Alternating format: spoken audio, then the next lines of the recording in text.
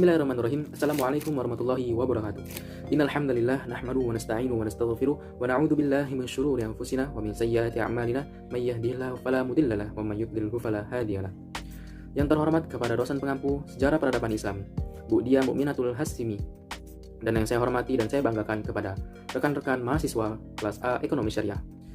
Di sini kami dari kelompok 7 dengan nama anggota Andriansa Bastian dan NPM 21510100015 dan dua rekan kami yaitu Ade Irma dengan NPM 215101004 dan Dian Priyatnasari dengan NPM 215101033. Di sini kami akan mempresentasikan materi yang berjudul Islam di Andalusia.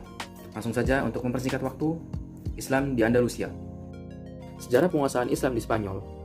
Awal masuknya Islam di Spanyol terjadi pada masa Khalifah Al-Walid, khalifah dari Bani Umayyah tahun 705 sampai 715 Masehi, yang berpusat di Damaskus. Sebelum penaklukan Spanyol, umat Islam telah menguasai Afrika Utara dan menjadikan sebagai salah satu provinsi dari dinasti Bani Umayyah. Penguasa sepenuhnya atas Afrika Utara terjadi di zaman Khalifah Abdul Malik pada tahun 685 sampai 705 Masehi. Khalifah Abdul Malik mengangkat Mas Hasan ibnu Nu'man al-Ghasini menjadi gubernur di daerah itu. Pada masa Khalifah Al-Walid, Hasan bin Nu'man sudah digantikan oleh Musa bin Nashir. Pada zaman Al-Walid tersebut, Musa ibnu Nashir memperluas wilayah kekuasaannya dengan menduduki Aljazair dan Maroko. Selain itu, ia juga menyempurnakan penaklukan ke daerah-daerah bekas kekuasaan bangsa barbar di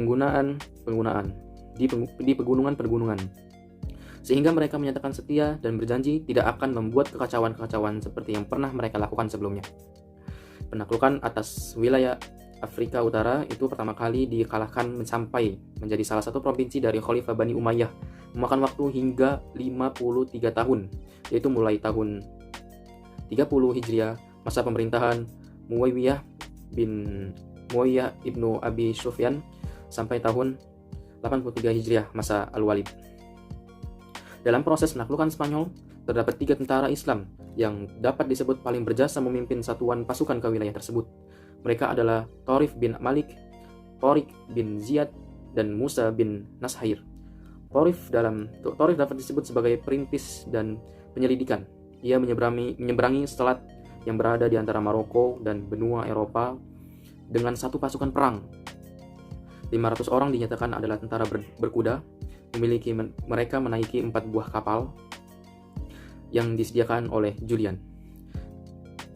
Dalam penyerbuan itu, Thorif tidak mendapatkan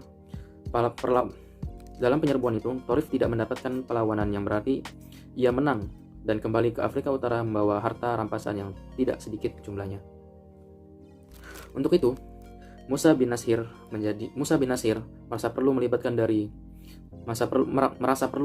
diri dalam gelanggang pertempuran dengan maksud membantu perjuangan Tariq.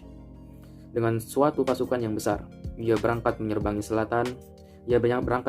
selat itu, dan satu persatu kota yang dilewatinya dapat ditaklukkan Musa.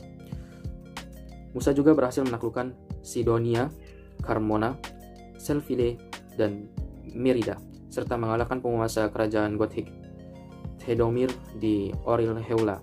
Ia berlangsung dengan Tariq di Toledo. Selanjutnya, kedua berhasil menguasai seluruh kota penting di Spanyol, termasuk bagian utara, mulai dari Saragossa sampai Navarre. Kemajuan peradaban Islam di Spanyol. Sejak pertama kali Islam mengalami kemajuan di Spanyol hingga masa jatuhnya, Islam memainkan perannya sangat besar. Islam di Spanyol telah berkuasa selama 7,5 abad. Sejarah panjang Islam di Spanyol dibagi dalam 6 periode. 1. Periode pertama pada tahun 711 sampai 755 Masehi. Pada periode ini, Spanyol berada di bawah pemerintahan para wali yang diangkat oleh Bani Umayyah yang berpusat di Damaskus. Pada periode ini, stabilitas politik negeri Spanyol belum tercapai sempurna. Sebagai gangguan masih terjadi baik yang datang dari luar maupun dari dalam. Gangguan yang datang dari dalam yaitu berupa perselisihan di antara elit penguasa Di samping itu, terdapat perbedaan pandangan antara khalifah di Damaskus dan gubernur Afrika Utara yang berpusat di Khairawan. Di masing-masing pihak saling klaim bahwa merekalah penguasa Spanyol. Adapun gangguan yang datang dari luar yaitu datangnya dari sisa-sisa musuh Islam di Spanyol yang tinggal di daerah pegunungan. Periode para wali ini berakhir setelah datangnya Abdul Al-Rahman Al-Dahil ke Spanyol pada tahun 755 Masehi. Periode yang kedua, pada tahun 755 sampai 912 Masehi. Pada periode ini Spanyol di bawah pemerintahan Abbasiyah di Baghdad. Amir, panglima atau gubernur. Yang pertama adalah Abdurrahman I yang memasuki Spanyol tahun 138 Hijriah sampai 755 Masehi. Dan diberi gelar Al-Dahlil yang masuk ke Spanyol. Abdullah Ar-Rahman Al-Dahlil adalah keturunan dari Bani Umayyah, berhasil lolos dari kerajaan Bani Abbasiyah ketika Bani Abbasiyah berhasil menaklukkan Bani Umayyah di Spanyol. Pada periode ini, umat Islam mulai memperoleh kemajuan baik dalam bidang politik ataupun peradaban. Abdullah Ar-Rahman Al-Dahlil mendirikan masjid Cordova dan sekolah-sekolah di kota-kota besar di Spanyol. Selanjutnya, materi akan disampaikan oleh rekan kami yang bernama Dian Pretnasari. Periode ketiga tahun 912 sampai 113 Masehi. Pada periode ini berlangsung mulai dari pemerintahan Ar-Rahman III yang bergelar An-Nasir. Pada periode ini, umat Islam di Spanyol mencapai puncak kejayaan dan kemajuannya, menyaingi Daulah Abbasiyah di Baghdad. Ar-Rahman mendirikan Universitas Cordova yang perpustakaannya memiliki ratusan buku. Pada masa ini, masyarakat dapat menikmati kesejahteraan dan kemakmuran yang tinggi. Di periode 4, tahun 1013 sampai 1086 Masehi. Pada masa ini, Spanyol sudah terpecah-pecah menjadi beberapa negara kecil yang berpusat di kota-kota tertentu.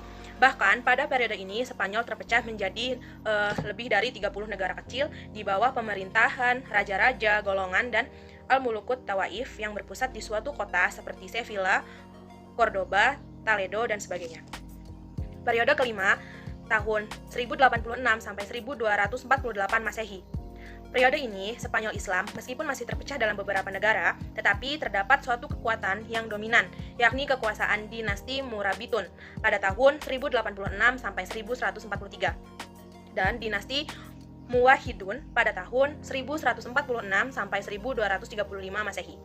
Dalam pembangunan selanjutnya, pada periode ini kekuasaan Islam Spanyol dipimpin oleh penguasa-penguasa yang lemah sehingga mengakibatkan beberapa wilayah Islam dapat dikuasai oleh kaum Kristen. Periode ke-6 pada tahun 1248 sampai 1492 Masehi. Pada periode ini, Islam hanya berkuasa di Granada di bawah dinasti Ahmar. Peradaban kembali mengalami kemajuan seperti di zaman Abdurrahman An-Nasir, akan tetapi secara politik, dinasti ini hanya berkuasa di wilayah yang kecil.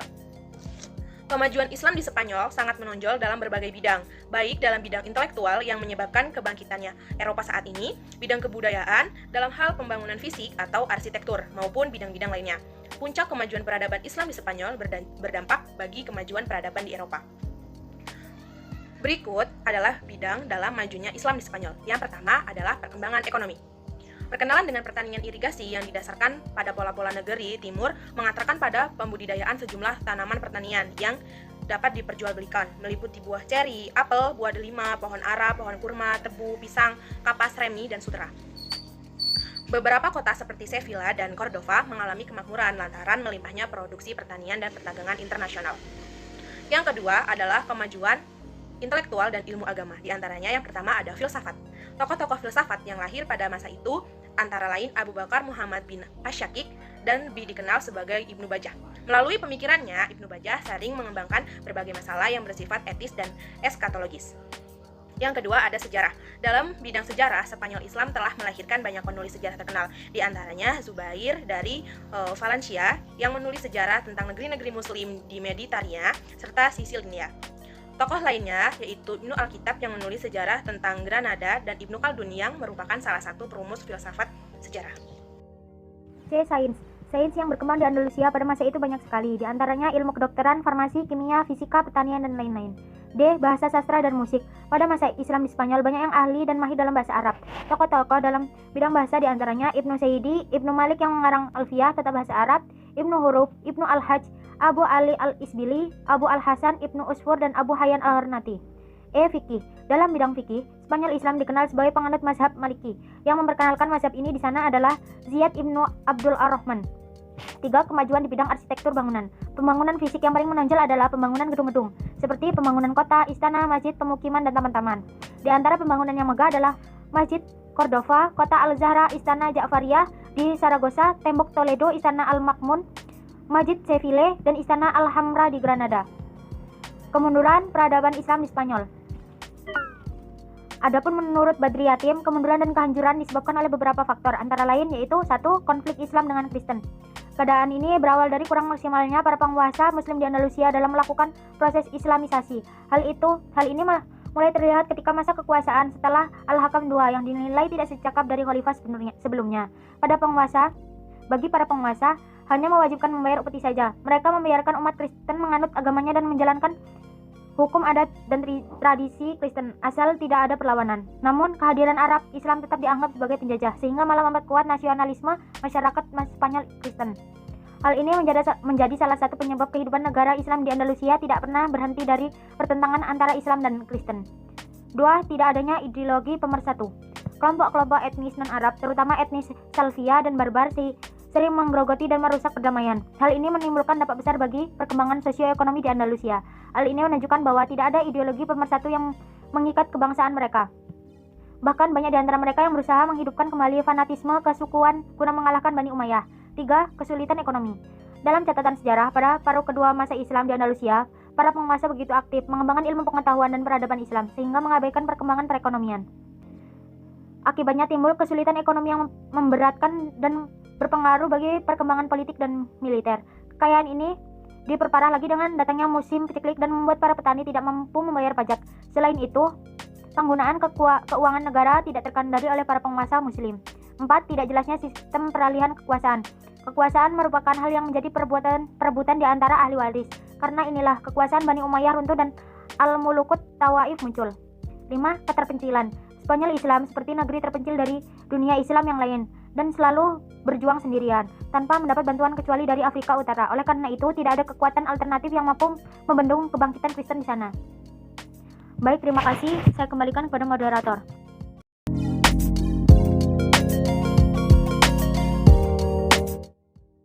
Baik, diucapkan terima kasih kepada pemateri yang telah menyampaikan materi. Mungkin sekian presentasi dari kami. Kepada Allah, kami mohon ampun. Jika ada lebihnya, itu datang dari Allah. Jika ada kurangnya, datang dari kami. Dan kami mohon maaf. Jika bukan sekarang, kapan lagi? Jika bukan kita, siapa lagi? Saya, Andrian Sebastian, undur diri.